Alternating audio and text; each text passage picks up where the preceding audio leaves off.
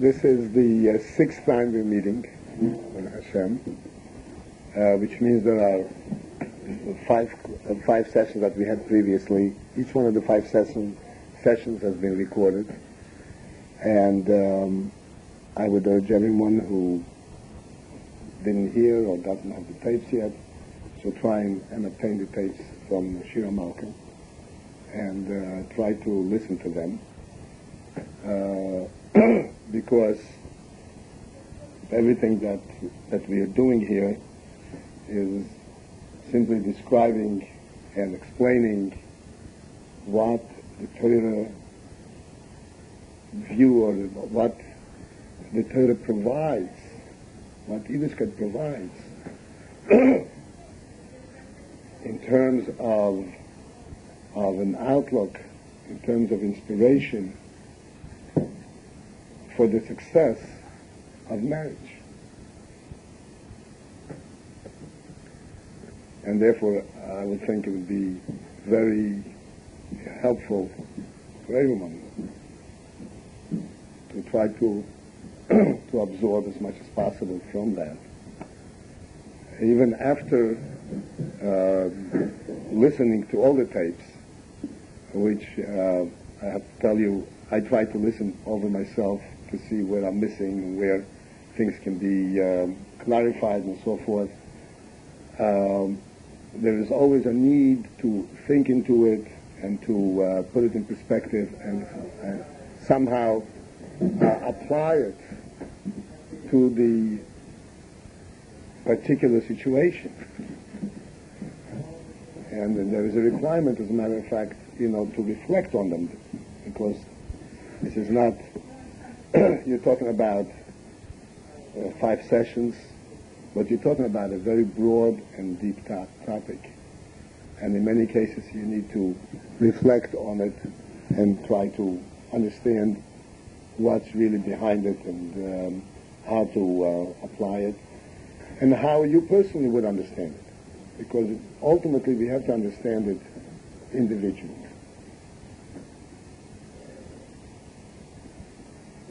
We cannot simply take directives from the Torah on this type of a question and simply apply it verbatim to the way it is presented. Everything has to be understood personally, and one has to ultimately relate personally to the concepts that are being presented.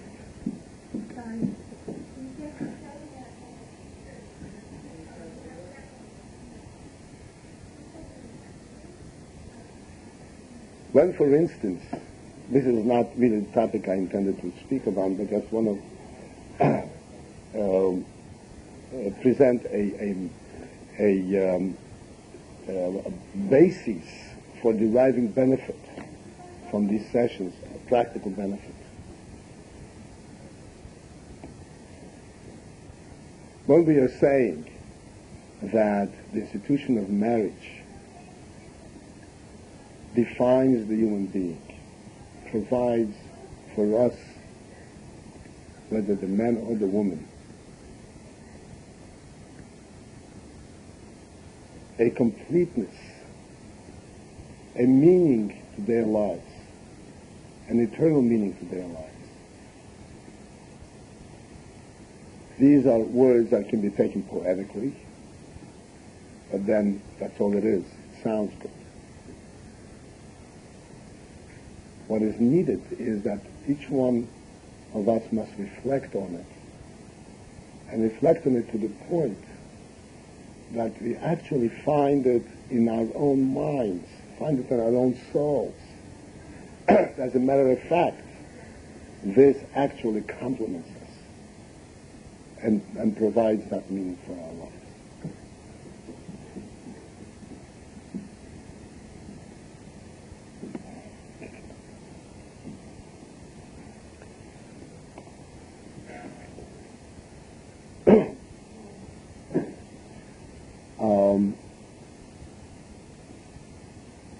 In today's session,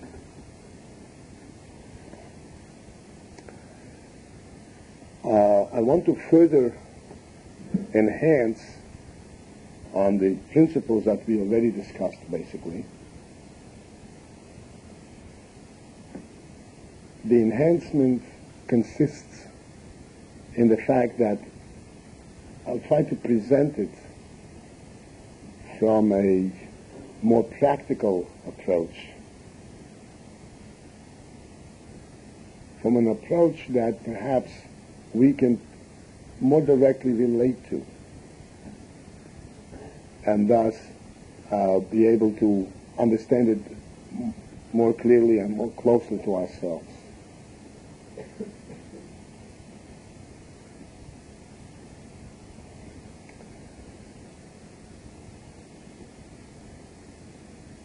Everything that I say in terms of of prejudices, in terms of the approaches that are commonly taken, are not theoretical. These are things which I have personally experienced in talking and meeting with people. And these are the type of exposures that made me realize that we need a basic background, a basic understanding how to approach this wonderful institution, this blessing that Hashem has given us.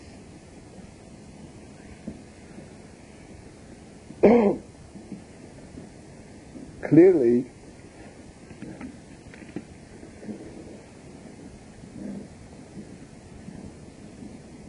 all of these problems arise from the fact that we are so heavily exposed to secular views, to world views, worldly approaches.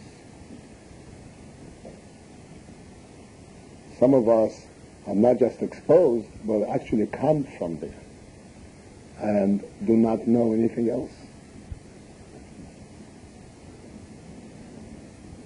And even those who know but do not really relate correctly and do not know how to relate to a different approach.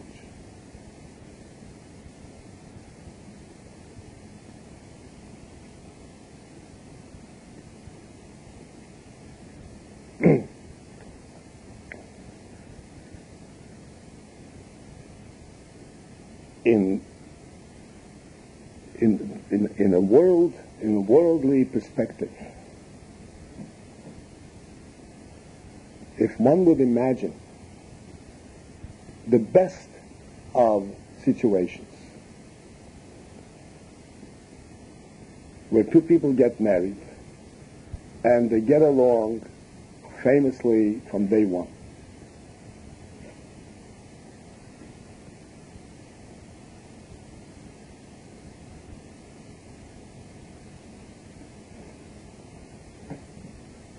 what are the ingredients that allow for that to happen?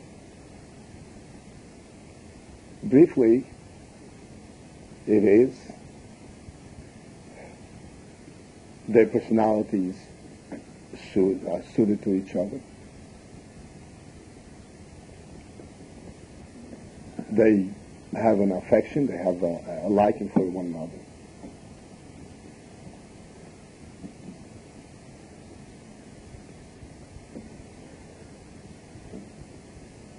And they are basically decent people who are not selfish, and therefore they can easily cooperate and compromise, so to speak, on individual tendencies, preferences. If he wants one thing and she wants another thing, they can come to a compromise easily because they want to compromise. They like each other. They want to help one another.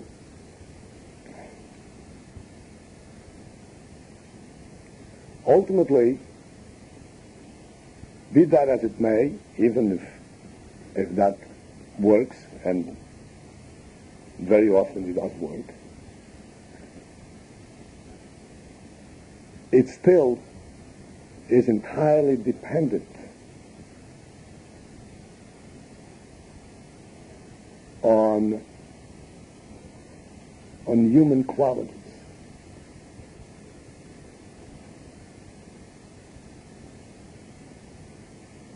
It is entirely based on personal preference.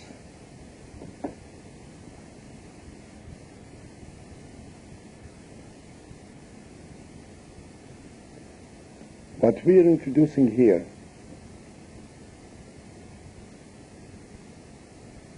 is an entirely different perspective.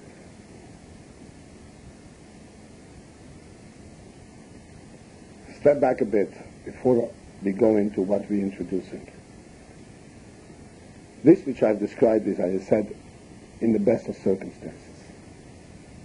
The more common circumstance is that two people get married and even as they are getting together, even as they're making their decision to get married, it may be something that would be a little bit shocking to recognize, but it's true that while they're getting together, they are assessing each other. How am I going to be able to control him or to control her?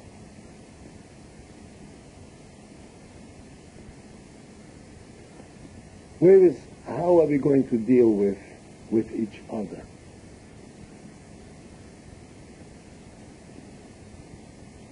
Am I going to be able to to get what I want from her or from him? Do I understand him or her sufficiently to know how to go about getting what I want? Oh, I think I understand him well enough. I'll be able to maneuver him. I'll be able to maneuver her. If we expand on that and we proceed with that approach, which, as I mentioned, is very, very common.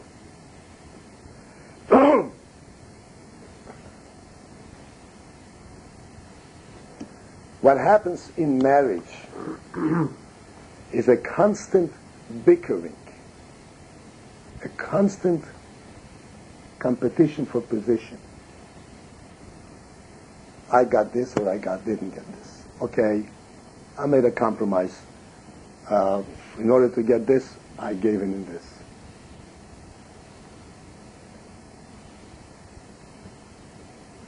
They live in the same house. They share the most precious things in life. And they live as two individuals interested and focused on their own needs.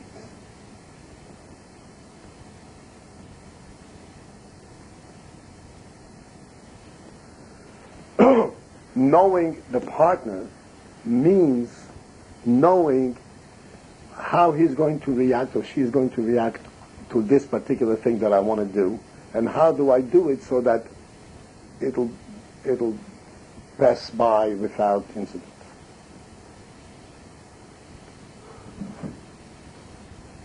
We're not even trying to know each other in the sense of actually understanding each other for the sole value of getting together, of benefiting from each other's views, benefiting from each other's inspirations.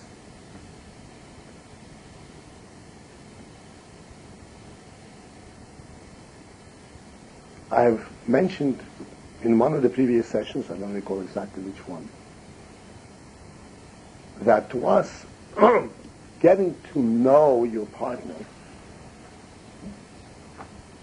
has the purpose of knowing what I should not do because my partner does not like it.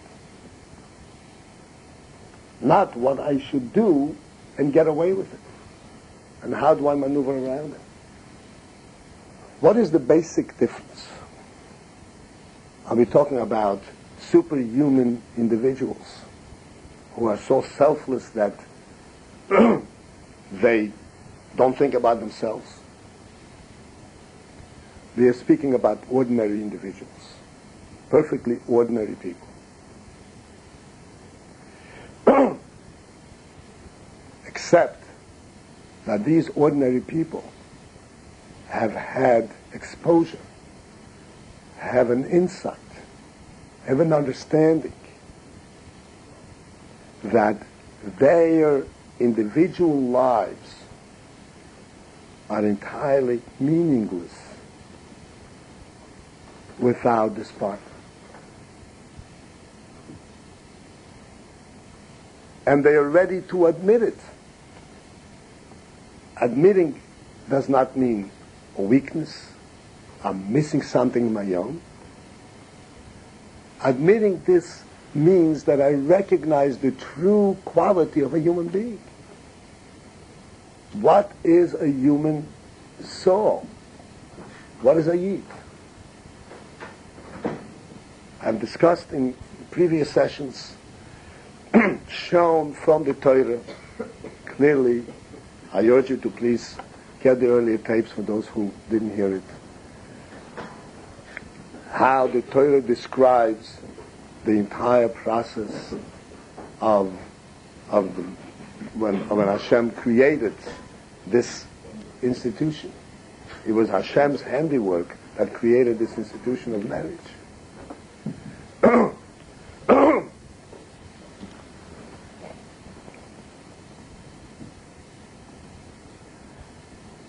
And that Adam, as the Torah describes, was desperate, with the whole world in front of him. And there was no challenges. There was no parnosa problems. He had plenty to do. Which is not here to describe what he had to do. He had plenty to do. He was very busy, as a matter of fact, naming each creature that the Rebbe made. That was quite an undertaking. And yet, he felt totally inadequate.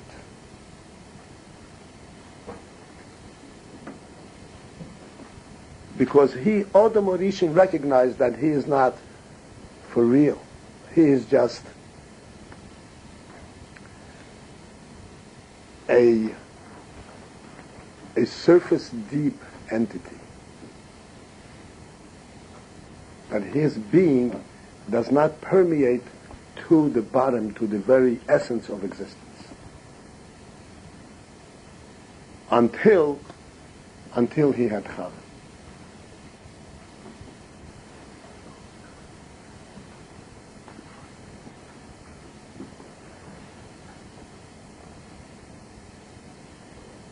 This, all as I mentioned, we already discussed, describing and explaining and bringing psukim and showing how the Torah views marriage, and that how real and how central it is to a person's life. I want to focus in on a, so to speak, on a practical mindset, on a day-to-day basis. When we rise in the morning and we face the day, and each one faces their trials of the day.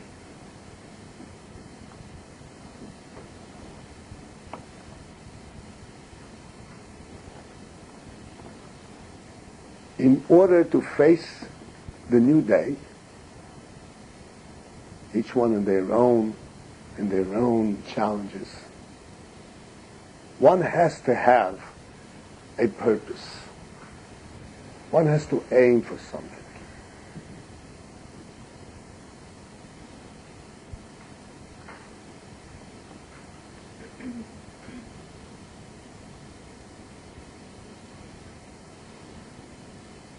If one has a car, and the car is able to move him around wherever he wants, and then he stands and looks on the car and he says, what a wonderful thing I have, but I got nowhere to go. Oh, maybe we should go, I'm not interested. Maybe we should go there, I'm not interested. There has to be some kind of a purpose. And this purpose has to be alive every morning, every day, every moment. A human being cannot act without an aim.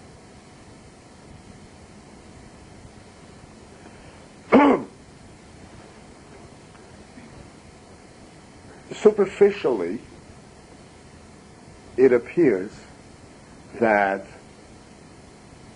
one gets up in the morning, speaking from a man's perspective, same thing from a woman's perspective, in her duties.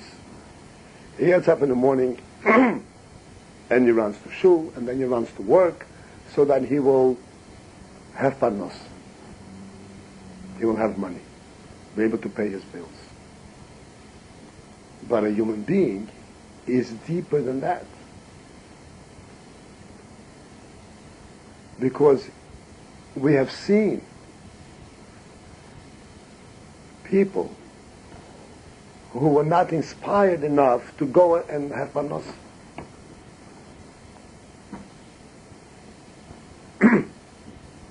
Not interested.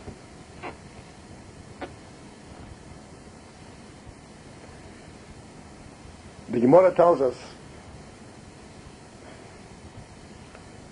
that there is this bird that is intrinsically lazy.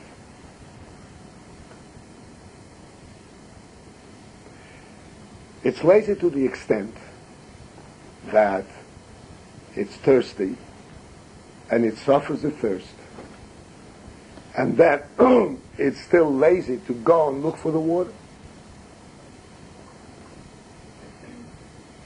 So Hashem maneuvers his world to get this bird by the water banks. And this bird is lazy to bend down its beak to sip out the water. Everything in creation is reflected in the human being. The human being includes absolutely everything that exists. And everything that exists is possible to find in the human being. We take it for granted that we do certain things automatically. They're not done automatically. There is something that inspires us to go ahead and do it.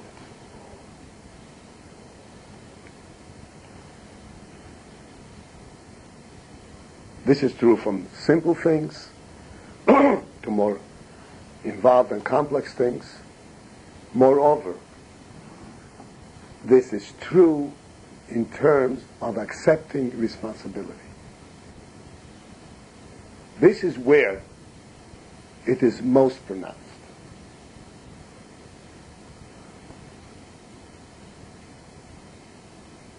What happens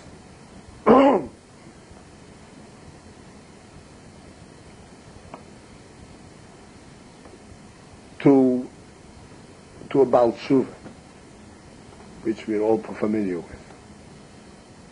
A Baal Tshuva who had a life, who had every opportunity in the world, from a worldly perspective, to succeed in that particular path of life. We have seen university students who are bright, on top of their class. didn't have to worry about anything. And they would drop out without the ability to pass a simple test. I can't do it. I can't do it. I can't concentrate.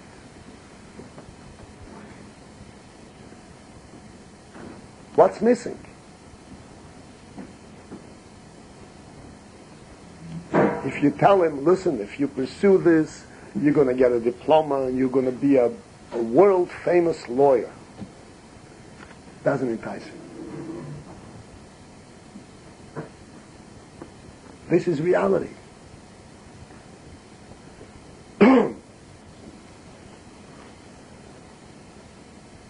The reality is that any worldly gain will inspire a person to a degree, and then it ends. Because it does not have the real significance for a human being, for a Yid. What is, as a matter of fact, what is in the heart of a Yid that inspires him on a daily basis not only to do normal things, but to face challenges and to go through difficulties? It is not personal gain. We have children. Children in this context will be even young adults who dream and think, I will be a somebody. And this is what pushes him. I will be a somebody. But this does not really carry him very far. The more insight he gets, the more he realizes that to be a somebody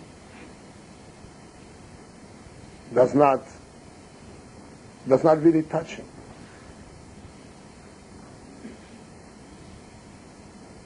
What do I care?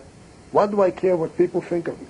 How is that enhance me? How is that give me a meaning in my life?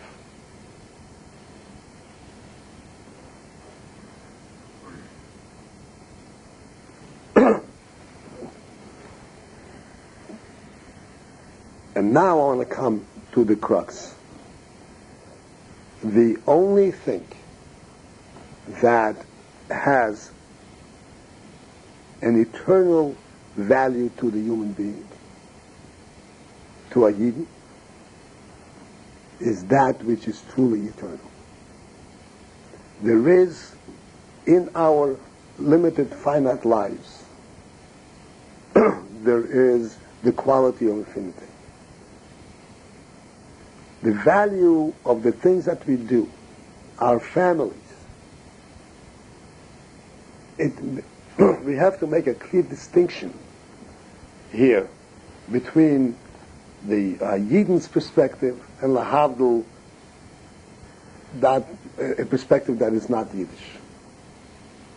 They were saying all along, if you follow, certain comments about various famous people, the President of the United States, and the best that analysts come up with, that he is thinking about what will posterity say about him. What will history write about him?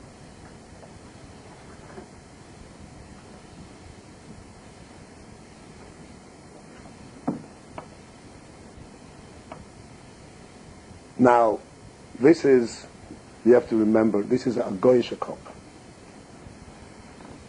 and a goyish value. But even in a goyish value, he recognizes that this which happens within the sphere of these few years does not really satisfy him. He wants to have a broader and a further perspective beyond his own presence.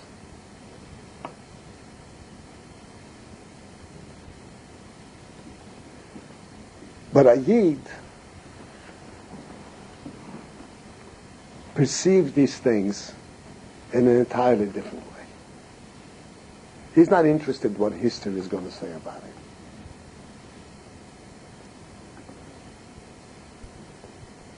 As we mentioned also in a previous session, to a Yid, every moment of his life is an eternity. He doesn't mention eternity in terms of years, or decades, or centuries. To him, every moment of his life is eternal, because in every moment of his life he is involved in something that is eternal. The family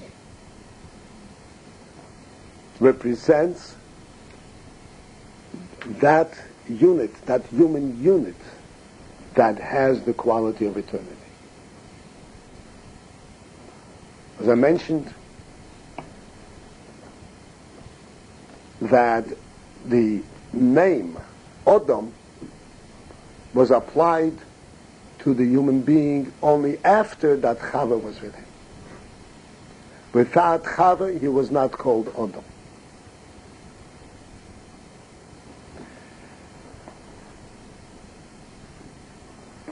Just to elaborate briefly on this concept of being called Adam.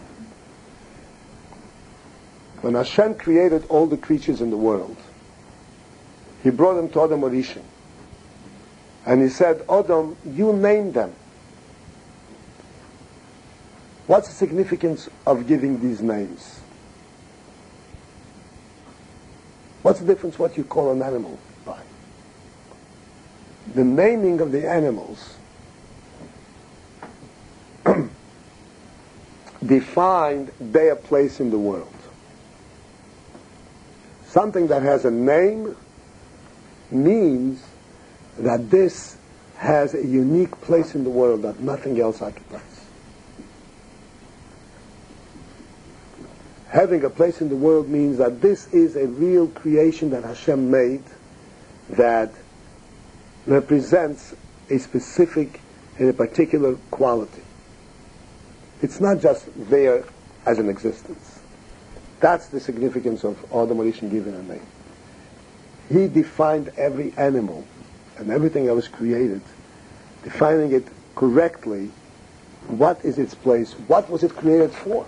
What is its purpose?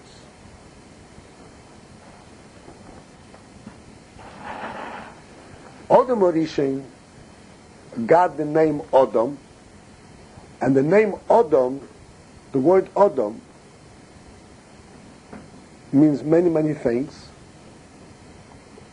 in terms of remozim and so forth. One of the inyonim that it means, which is contained in the very word Adam, Adam means similar, Adama. It means that he is similar to his creator. He is similar to that which is above him. And Hashem said to Adam Orishin, your function, your task in this world is to rule the world, to take over the world. That's your function. Milos oretz v'chivshuha, you should conquer the world. And that's what defines Adam. And that's when he got his name, that's the name Adam. And with all that Adam, in his wisdom and in his great insights, was supposed to accomplish, he did not get that name until he had Chava with him. If Adam Orishin, I'm sorry I'm going a little philosophical, but I'm going to give you the whole background of this. If Adam Orishin's function was to rule the world, how is Chava going to help him in ruling the world? He has to tame the animals, he has to teach the animals, whatever it is, build. All of these things he does. Where is Chava coming? Why did he need Chava to get that name? And the answer is that when a person builds something, when an architect builds a building, he is interested to show off his architectural abilities. He's not interested in the building. He's interested to show his skills and to get paid for it and get recognized for it. And so goes for the engineer and the lane and the masons and so forth. Who is the real builder of this building? The real builder of this building is the person who is going to use it. To him it has real value. To him it has real meaning. Which means, when did Adam recognize that being in this world is meaningful and therefore he has to build this world? He can build this world because Hashem told him to, but that's not sufficient. Building this world means building this world in his image. In other words, because it's meaningful to him. When did that acquire a meaning to him? When he had Chava, when he had a family.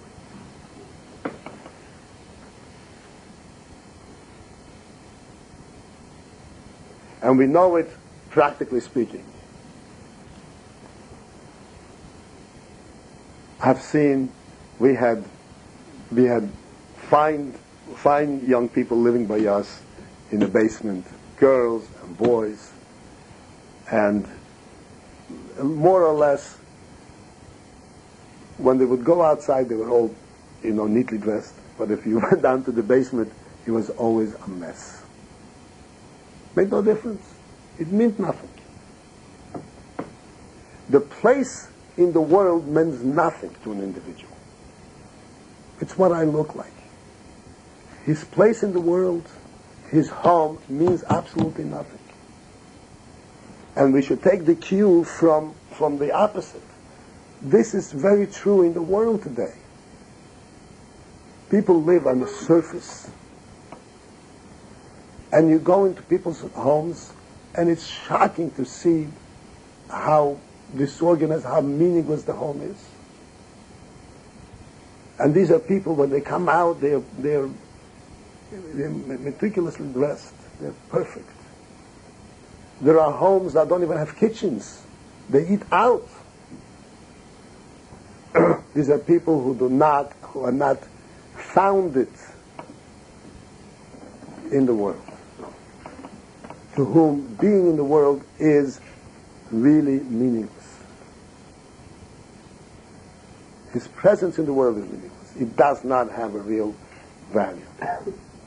It happens, I'm here, so I want to make an impression and so forth. It's all on the surface. And this is what I'm urging you. I'm explaining to you. This is a must that we must all recognize. We must all find the quality in our minds and hearts that we are Odom. That to us, being here and fulfilling Hashem's purpose in our being here is in itself the most fulfilling, the most valuable thing.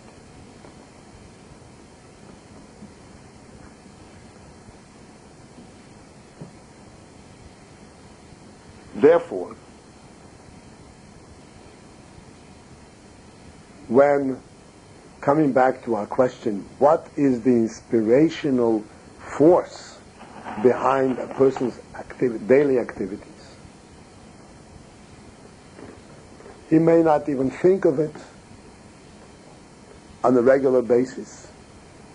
but he has to be aware of it in the back of his mind, and occasionally he has to really reflect on it. He has to recognize that the real inspiration, the real value in all that he does is that he is fulfilling this meaning of building, of being a building block in the world, of being a reality. And everything that he does has this all-encompassing meaning to him. It is not measured in terms of how is my job, how much money I'm making, how well I'm respected, how well I look. It doesn't. These are all things which are completely superficial. What really puts him on the line and gets him out of bed and gets him into a focused activity, day of activity, is that it's a meaningful life. It's a real meaningful life. I'm here, and I have a name, meaning I have a place in this world and I have a function. That is the focus on a daily basis of an individual, of every family. Therefore, when we come back and when we start talking in terms of Sholem Bayis,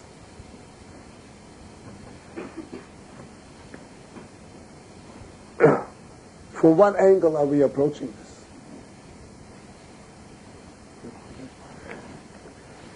If we are approaching this Sholem Bayis from an individual angle, then we're going to have the bickering and the adjusting and the compromising and the deal making.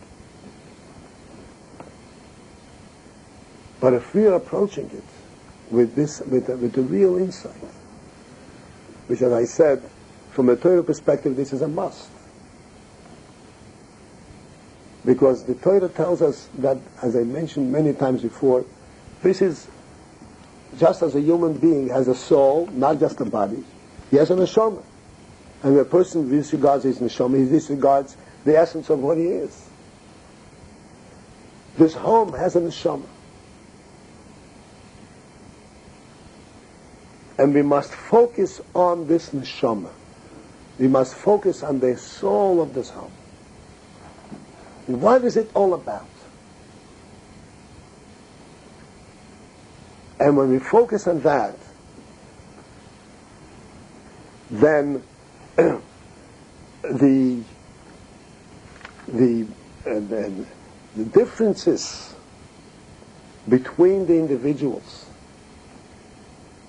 are resolved without even being a problem in light as to which way, if each one is focused on finding out which is the path that will enhance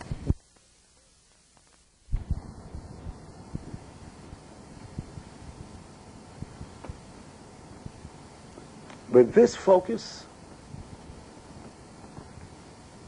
nobody's toes get stepped on, because they have a purpose that is infinitely greater than the individual. And they recognize that this purpose is fulfilled by the other individual who is my partner in this home. So to simplify this, here is the concept in a nutshell. We come into the married life not with the idea of how am I going to manage with the other partner.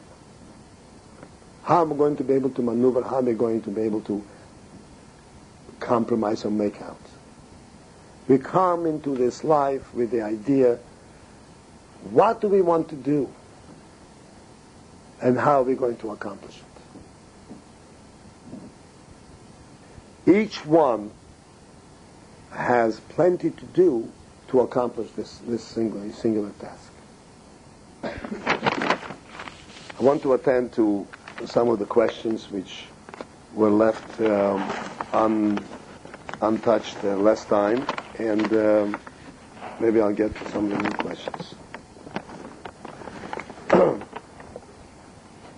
Some of the questions are quite practical, and I'll try to.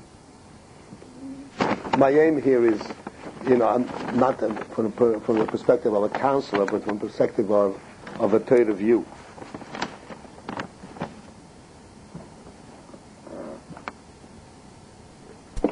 This is a question which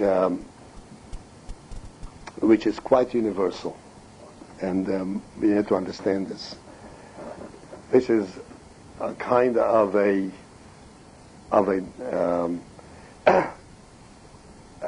competition, difficulty between the parents and one of the or the other of the spouses. The wife cannot get along with her mother-in-law. The husband cannot get along with his mother-in-law. These kind of things. And the question is very well put. I want to be on my wife's side, but how do I do it without offending my mother, basically? So how do we do it? Maybe we'll take up, maybe we won't take up. That we have to find ways. But I just want to emphasize this. There is absolutely no question. You must be, not I want to be, you must be with your wife. You must be with your husband. This is the focus of your life. This is not a selfish thing. This is your life. This is why Hashem put you in this world. This is your place in this world.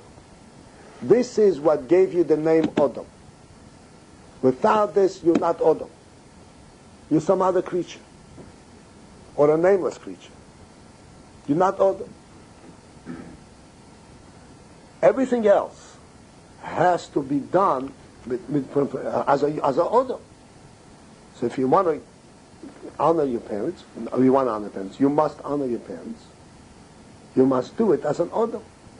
Which means fulfilling your mission as an Adam. By giving up your mission, you're not fulfilling anything.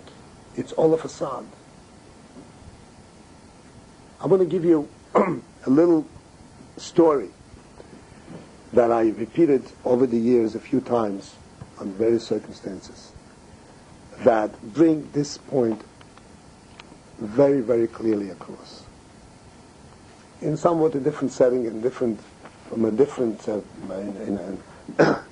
direction, but the point is very clearly exposed.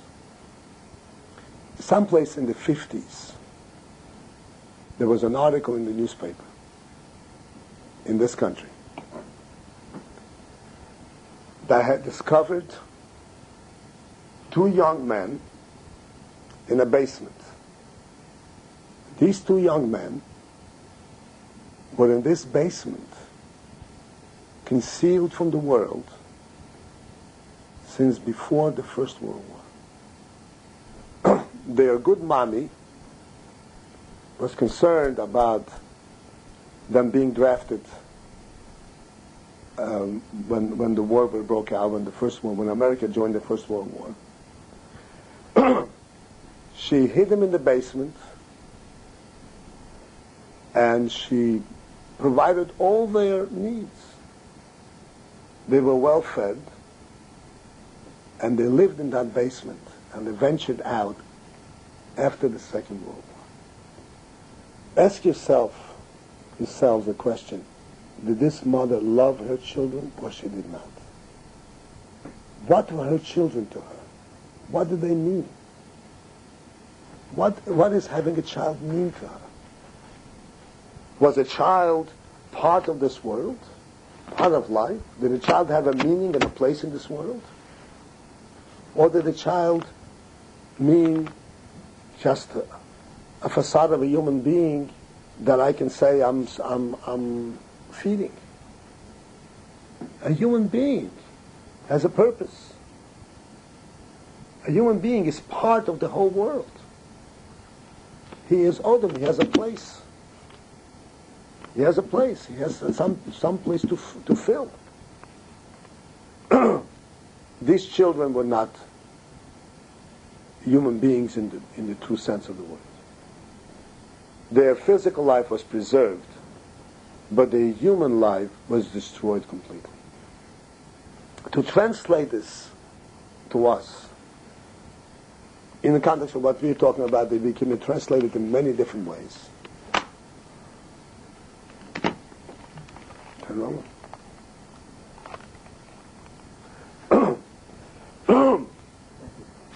But to translate it in the context of what we're talking about,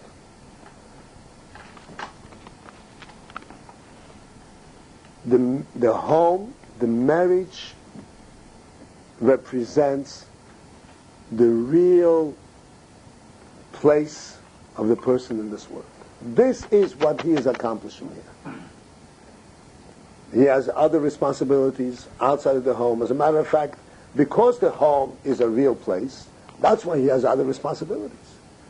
Definitely he has to show honor and respect and help his parents and her parents. There's no question about it. But this is all coming and it's true only because he is for real. Only because he has a real life. Therefore the question as to, whose side I should take, there should be no side whatsoever. There's your wife and your spouse, this is you. This is your reality. This is your place in this world. Then you have to find ways of giving honor and respect and so forth to the in-laws or to whoever is in competition with that. In general, if you want, so to speak, some practical advice, what I have seen from experience is that if it becomes clear to the parents that this is a unit, an inseparable unit, then the parents get the message very clearly. And they get to respect this unit as a unit. And they know that they are inseparable. And they get to like and respect this unit.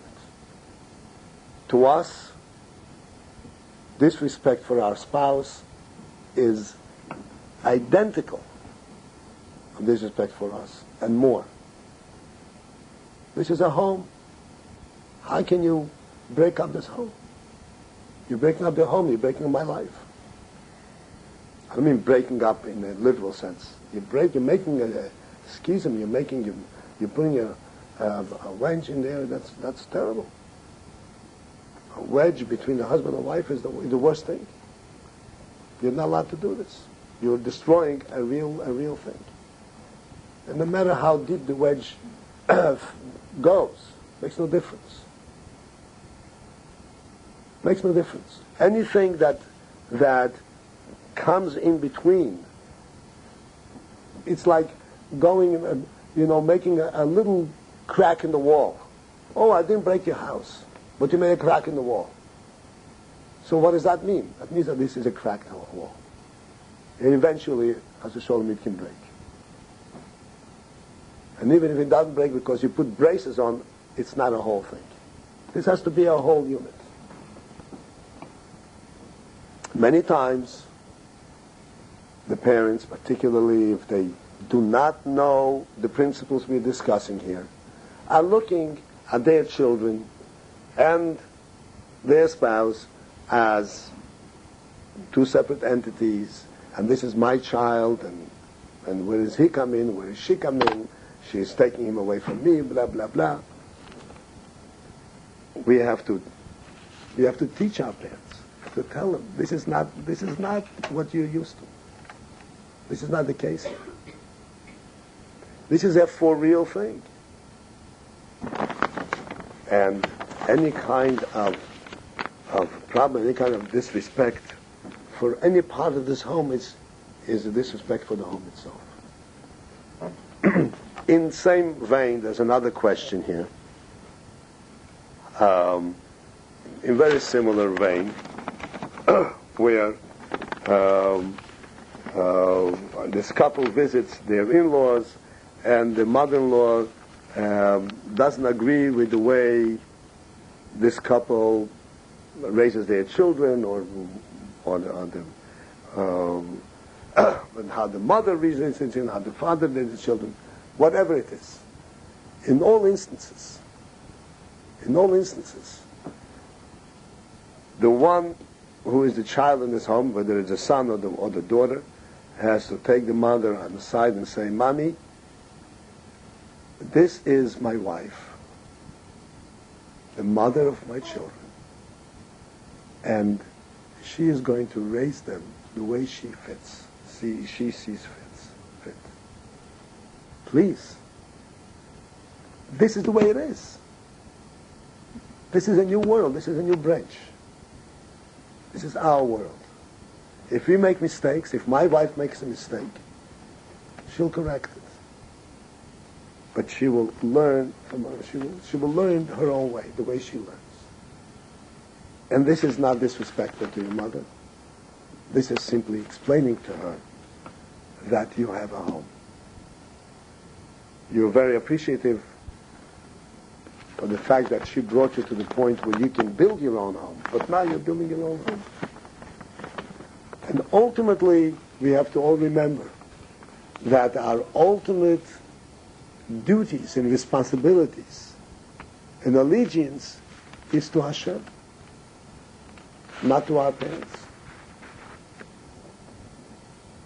Our parents are very valuable partners in us, but the neshama is the iked. The neshama is what we need to do in this world, is what we're here for.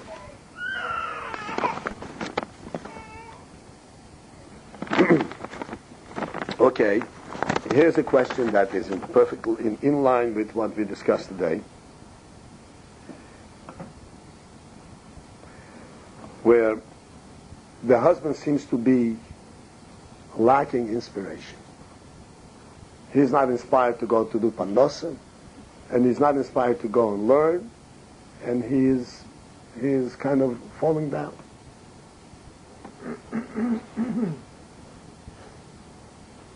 And unfortunately, I've seen these type of situations more often than they should exist. We're not talking about someone who is chas v'sholom not well. You know, sometimes a person needs real medical help. We're talking about a perfectly healthy person, but he lost his inspiration. And believe me, the reason he lost his inspiration is because he lost sight of what is happening, what he's about. This home, this responsibility of parnosa, and the duties that come along with it are burdens. He doesn't realize. He lost the focus, he lost the sense that he's building something here. And everything becomes a burden, becomes a duty. And eventually, as a matter of fact, yes, you lose your inspiration. Particularly, and here is the key, if everything goes well, and he's doing fine in his parnosa, and he's doing fine in his learning, yes. But if there are difficulties, and he's not doing so well, so then the personal inspiration that he had from "I'll be a somebody" very quickly dissipates. He knows he's not going to be a somebody. He is going to labor hard and bring up a healthy family. And he was never exposed to that thought. He doesn't know what it's about. And thus he loses, he can't even get up and do parnos. The basics. Because He thought he'll do parnosa, he'll become a wealthy man. But now he knows he'll do parnosa, he only pay his bills. Nothing is going to be left. So go work, pay your bills. Go work, pay your bills. So when do I see the result of my work? The bank gets emptied out before it gets filled. If he could be directed to see, yes, you go work and you pay your bills. You go work and you pay your bills. But look what's happening here. You know, there's a home, there are children. Project it a little further. I mean, even practically speaking, you know, project it a little further. I recall an incident. A lady gave birth at an advanced age. She had other children. The children were adults almost. Some married maybe. She gave birth to a child at a very advanced age. She was going back some years. This lady was a little bit outspoken, a decent lady. She says, and it was hard, you know, at the right age you have to, everybody knows, you know, to raise a child from infancy, it's very hard. What did I need it for? So, I don't remember who it was, whether it was one of her older children or it was a mother, I don't remember exactly. But anyway, somebody who was wise enough at that moment says, listen, project this 20 years from now. See what you will say then. 20 years from now, this is going to be a full-fledged human being with a whole life in front of her. Building her own home. Another branch. Is any effort too much? So I say, if the person is here from that question, if the person is not from the question, I say to all of us, the inspiration, as we spoke before at length, the inspiration for anything we do, here's the question. Here's precisely the example of what we're talking about. Yes, you're going to go to work and you're going to earn just enough, hopefully, to pay your bills. And nothing is going to show for it. And you're not going to be able to say, oh, I became a somebody. But you know what you became? You became the somebody that Hashem made you. A much greater somebody.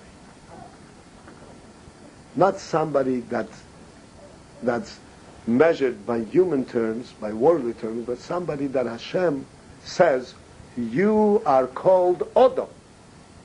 You are a real entity here in my world. With Hashem's help, this should be our focus. With this focus, we can eliminate much, much stress in the home.